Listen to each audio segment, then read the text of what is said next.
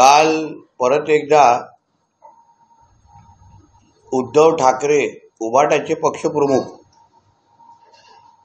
यांची निवडणूक अधिकारी यांनी त्यांच्या हेलिकॉप्टरमध्ये असलेली त्यांची पर्स तपासली, बॅग तपासली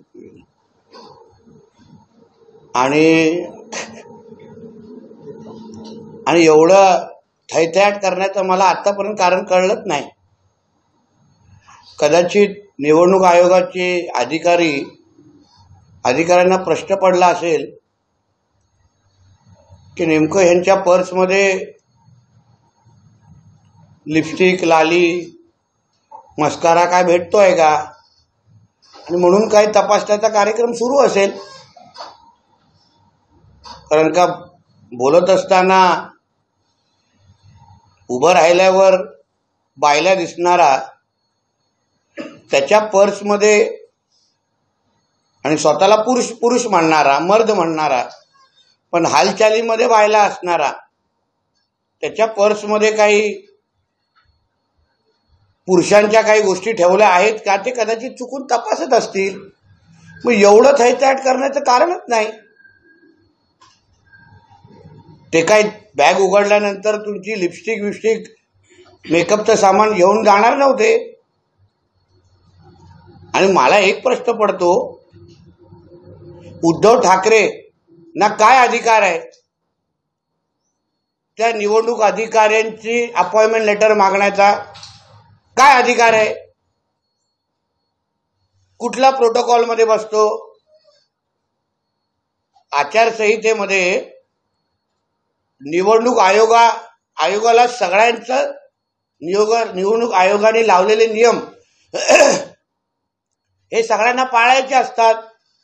ते बॉस असतात. त्यांनी बॅग उघडलं तर बॅग उघडून दाखवायला लागते. कार्यालय उघडतं, कार्यालय उघडून द्यायला लागतं. शेवटी आपली ही निवडणूक पारदर्शक होते की नाही हे बघण्याचा सगळे अधिकार त्यांना दिलेले आहेत. मग नेमकं ह्यांना मिरची का लागली आणि कुठल्या अधिकारवाड्यांनी ह्यांनी त्या निवडणूक आयोगाच्या अधिकाऱ्याचा अपॉइंटमेंट लेटर मागितला? ह्याच्यावर मुळामध्ये कारवाई झाली पाहिजे. अहो, देशभरामध्ये जिथे जिथे निवडणुका होतात तिथे तिथे अशा नेत्यांच्या हेलिकॉप्टर, नेत्यांच्या ऑफिस चेक करण्याच्या असंख्य उदाहरणं आहेत. तेव्हा त्या नेत्यांनी लोकांनी थैथयाट केला नाही की माझी पर्स नाही म्हणजे माझी बॅग का तपासतात? मग ह्याच्या एवढी नाटकं कशाला, एवढा तमाशा कशाला? तू काय मोठा कोण लागून गेला आहेस का? जो नियम अन्य लोकप्रतिनिधींना लागतो, जो नियम अन्य नेत्यांना लागतो, तोच नियम ह्या उद्धव ठाकरेंना लागणार. आणि म्हणून त्यावर बोलत असताना संजय राजाराम राऊतनी सकाळी की आमच्यावर असा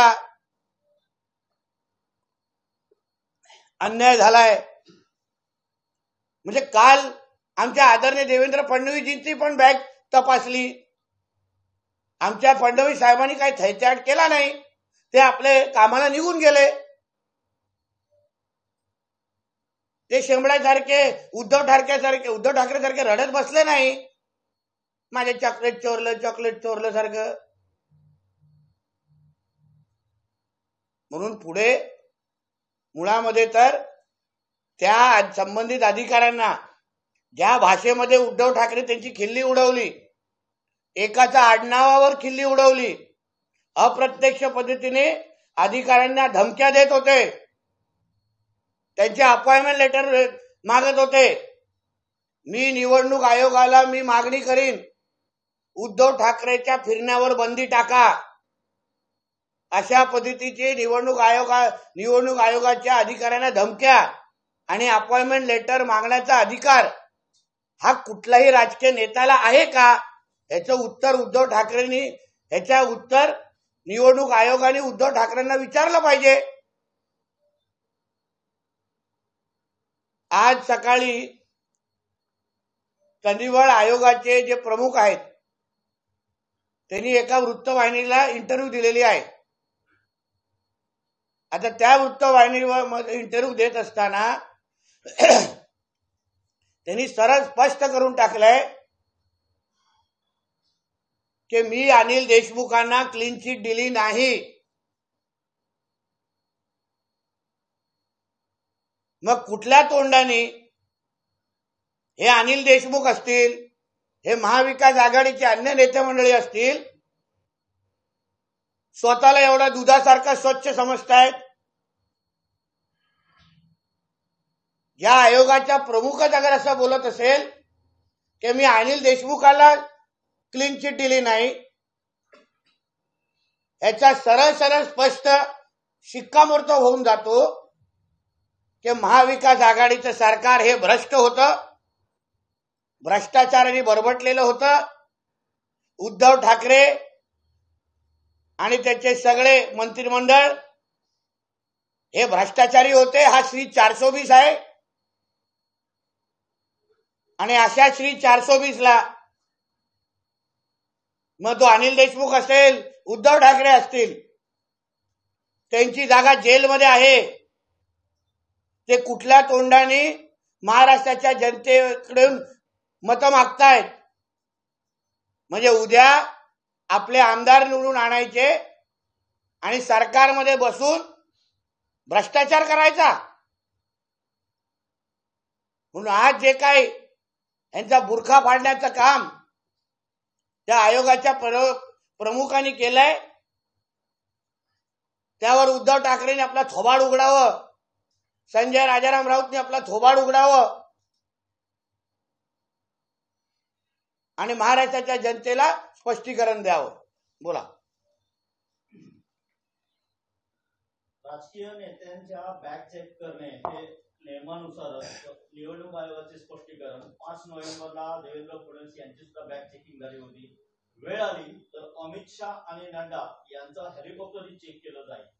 हो, बरोबर आहे, तो नियमच आहे. पण निवडणूक आयोगाच्या अधिकाऱ्यांनी असं कोणाची पर्स अशी चेक किंवा बॅग उद्धव ठाकरेची चेक करता कामा नव्हती.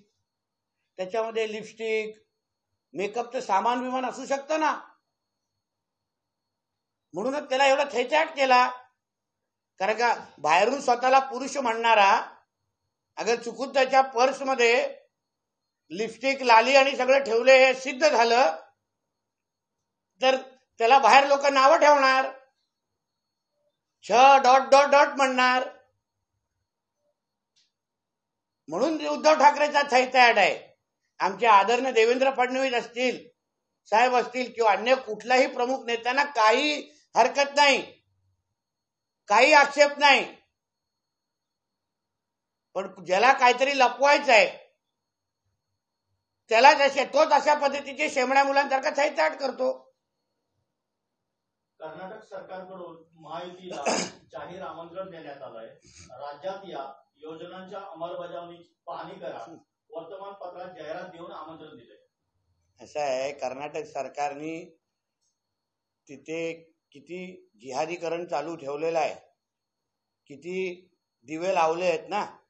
याच्यासाठी अशा पद्धतीची ऍड लावण्याची गरजच नाही.